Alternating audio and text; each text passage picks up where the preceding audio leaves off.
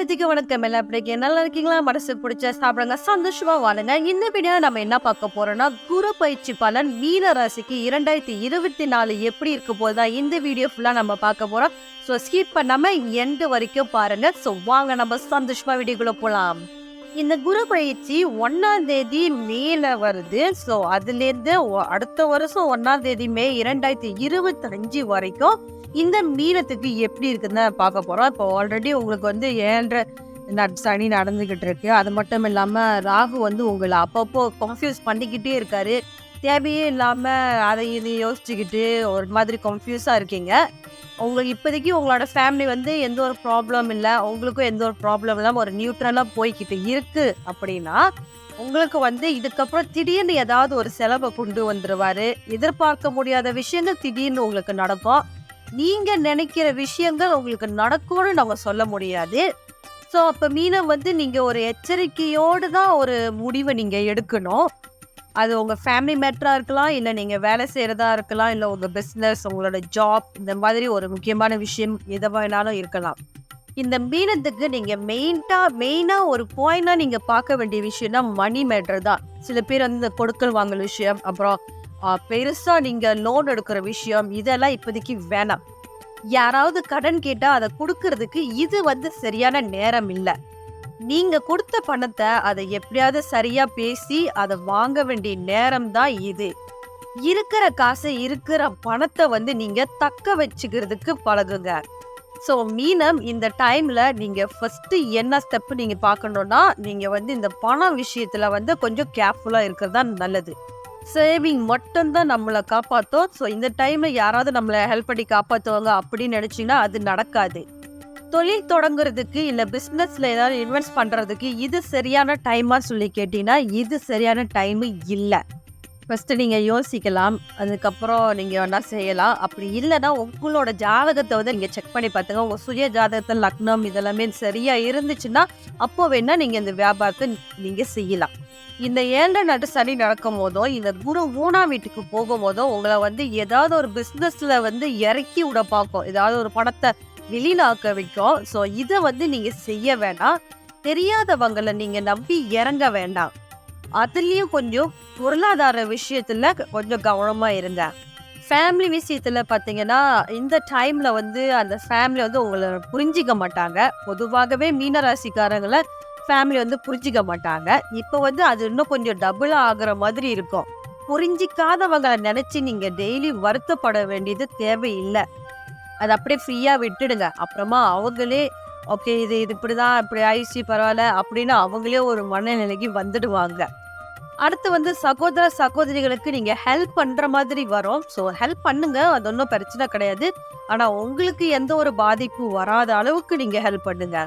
அப்புறம் இந்த டைம்ல வந்து அவங்க எனக்கு ஹெல்ப் பண்ணுவாங்க, இவங்க எனக்கு சப்போர்ட் பண்ணுவாங்க, அவங்கனால எனக்கு நல்ல நடக்கும், இப்படியெல்லாம் நீங்க நினைச்சுக்கிட்டு இருக்க வேணாம். யாரையும் நம்பாம இருக்கிறது நல்லது, அதுவும் இந்த காலகட்டத்துல. இப்போ நம்ம குருவோட பார்வை உங்களுக்கு என்ன பாசிட்டிவா இருக்கு அப்படின்னு சொல்லி பார்ப்போம். ஸோ இப்போ வந்து 7ல உங்களுக்கு அவரோட பார்வைப்படுது. ஸோ அதனால என்னன்னா உங்களோட பார்ட்னருக்கு உங்களால உதவி வந்து அவங்களுக்கு கிடைக்க போகுது. ஆனால் நீங்க வந்து அவங்களுக்கு கொஞ்சம் உதவி ஹெல்ப்லாம் பண்ண போறீங்க. உங்க மூலியமா அவங்களுக்கு ஒரு நல்லது நடக்க போகுது. இதை வந்து ஒரு பாசிட்டிவா தான் நான் பார்க்குறேன். அடுத்து வந்து பேருக்குன்னாச்சும் உங்களை வந்து சும்மா பாராட்டுவாங்க. உனக்கு என்னப்பா, நீ நல்லா தான் இருக்க, நீ இவ்வளோ வச்சிருக்க, அப்படி இருக்க, அப்படி சொல்லி பாராட்டுவாங்க. ஸோ அதெல்லாம் நீங்க பெருசா எடுக்காம நல்லதுன்னு அப்படியே போயிட்டே இருங்க. ஏன்னா பாராட்டுறது நல்லது தானே. இங்க அடுத்து பார்த்தீங்கன்னா உங்களோட அப்பா மூலியமா அவர் ஏதாவது உங்களுக்கு சொத்து இழந்து வைக்கிறது, அப்படி இல்லைன்னா நீங்க அவருக்கு ஏதாவது உங்களால முடிஞ்சது செய்யறது, இப்படி கொடுக்கல் வாங்கல் உங்களோட ஆசைகளை வந்து நிறைவேற்றி வச்சுக்கிற மாதிரி விஷயங்கள் நடக்கும். இதை வந்து நான் பாசிட்டிவா தான் பார்க்குறேன். அடுத்து பார்த்தீங்கன்னா அந்த குருவோட பார்வை வந்து 11ஆம் வீட்டில் விலகுது. ஸோ இதுல விலகுறதுனால இது வந்து ஒரு லாபம் மாதிரி. உங்களுக்கு வந்து ஏற்கனவே கொடுக்க வேண்டிய கடன்கள், வசூலிக்க வேண்டிய விஷயங்கள்லாம் இருக்கு பார்த்தீங்களா, பணங்கள்லாம், இது எல்லாமே நீங்க போயிட்டு வசூலிக்கிற டைம் தான் இது. ஓவரால் பார்த்தீங்கன்னா இந்த குரு வந்து உங்களுக்கு பணத்தை கொடுப்பாரு. ஸோ பணத்தை கொடுப்பாரு. அது மட்டும் இல்லாமல் அந்த பணத்தை வந்து நீங்க ஒரு புலி மாதிரி உங்களுக்கு விரிப்பாரு. இதுல வந்து நீ மாட்டிக்கணும் அப்படின்னு. அதுல நீங்க விழுகாம இருந்தீங்கன்னா நீங்க வந்து சேஃப். நீங்க பாத்தீங்கன்னா, இந்த சனீஸ்வர பகவான் வந்து இப்ப நீங்க எதுல கால வைக்கிறீங்களோ, அதுல வந்து நஷ்டத்த அவரு வந்து உருவாக்கி குடுப்பாரு. ஸோ அதனால தான் நான் சொல்றேன், நீங்க வந்து கொஞ்சம் கேர்ஃபுல்லா இருந்துக்குங்கன்னு. நான் உண்டு, என் வேலை உண்டு, நான் உண்டு, என் ஃபேமிலி உண்டு இப்படின்னு சொல்லி நீங்க இருந்துட்டீங்கன்னா, நீங்க வந்து ப்ராப்ளம்ஸ நீங்க எதிர்கொள்ள மாட்டீங்க. சரி இவ்வளோ பேர் நம்மள சொல்றாங்களே, இத நம்ம செஞ்சு பார்க்கலாமே அப்படின்னு சொல்லி புதுசா ஒரு வியாபாரத்துல எதுலயோ ஒரு புதுசா நீங்க கால வச்சீங்கன்னா தான் உங்களுக்கு வந்து ப்ராப்ளம் வரும். ஸோ இந்த குரு வந்து உங்களுக்கு வந்து பாடத்த கத்துக் குடுப்பாரு. ஸோ குரு வந்து பாடத்த வந்து உங்களுக்கு கத்துக்க தான் வைப்பாரே தவிர, நஷ்டத்த என்னது உங்கள கெட்டு போக விட மாட்டாரு. ஆனா இருந்தாலும் உங்களுக்கு ஒரு பாடத்த கத்துக் குடுத்துருவாரு. அதனால இந்த மாதிரி விஷயத்துல நீங்க கேர்ஃபுல்லா இருக்கணும்.